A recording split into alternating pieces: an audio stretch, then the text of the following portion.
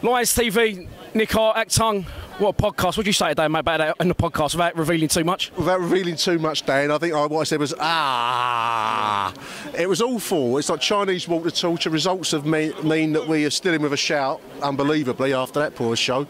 Southend got beat, and I thought it might put us out of our misery after that, but we're still alive. Mate, I'll get slated for it again, but we've not been great all year. We've been limping towards these playoffs, and someone really fucking wants to get in. But for me, why drop Tom King, bringing Jordan Archer? Archer was fucking awful. Hindsight 2020. I mean, why would you make that decision? I don't know. That only Neil Harris can answer that question.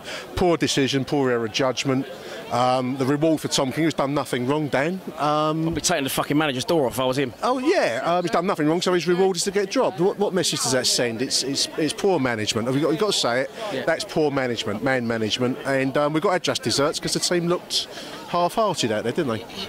It's chalk and cheese of us. It's one or the other. We're either unbelievable or absolutely fucking useless. We just couldn't get going. They had no idea. They look fuck the players as well. No, I said earlier on, inconsistency, the I word. That's the story of our season. We've had some fantastic performances, and when we think back over the course of the season, some of the displays have been immense, and then we've matched that immense display up with something like that, which has been piss poor. So, you can't do that. You can't expect to have success in the season if 1 minute you're good, next minute you're bad. But the management don't help, does it? No. Well, listen, sometimes I think the players get let down by a bad management decision. I think that the players are getting let down in reverse. I think the manager's letting them down there in some way. I've got a question for you then, Dan. Is it time for the manager to take some assistance? Does he need to hire a director of football, some older head? I mean, without an absolute doubt. I agree. I think we've seen too many poor decisions. I mean, we were outplayed today. It reminded me of the Tottenham game in some respects, where a footballing side, and fair play to Oxford, they've done well. They've defended well. They've attacked well.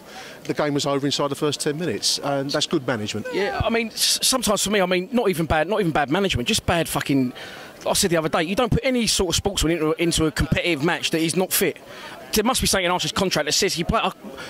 Either Archer's lying and saying he's fit, the physio can't do his job, or Harris is playing him regardless. Why would you do it? I can't work it out. What do players, what do anyone in any working environment want? Players are the same as you and me and the viewers of this channel. They want consistency. They want to know if you do a good job, you get a reward and you're picked, and if you do a bad job, there's the other side of the coin.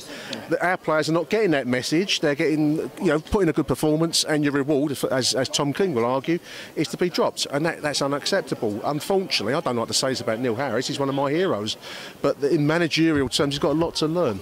Mate, listen, he's a hero to all of us, but it comes to a point you can't follow things blindly. No. Changes need to be made. Well, we've seen today what a good manager looks like. I thought the Oxford performance was strong. They've attacked well. They defended well. Every time we've gone forward, I don't think we had a shot on goal, Dan. I don't remember one. Plenty of shots off target today.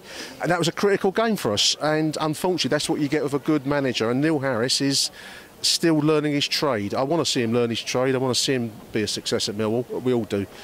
But today tells its own story. Yeah, it does, mate. Right, Nick, I'll keep that there. Thanks, mate. Thanks for stopping back. Cheers, mate. All the best, mate. Cheers.